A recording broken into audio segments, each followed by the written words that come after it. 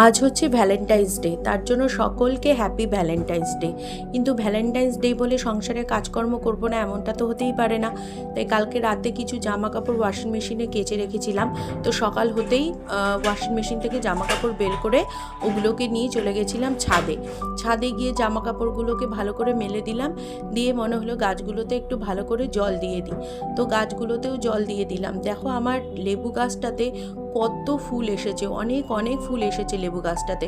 জানি না কতগুলো লেবু পাবো, অতটা যত্নও করতে পারি না এখন।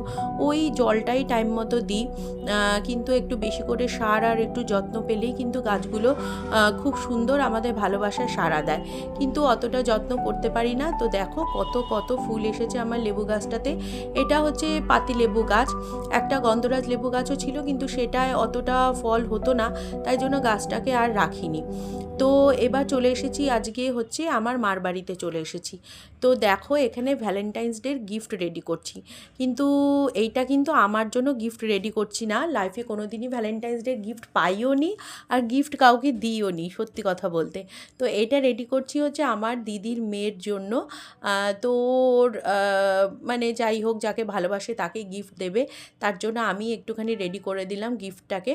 তো দেখো আজকে ভ্যালেন্টাইন্স ডে স্পেশাল লাঞ্চের মেনু আমার মাই সব রেডি করেছে।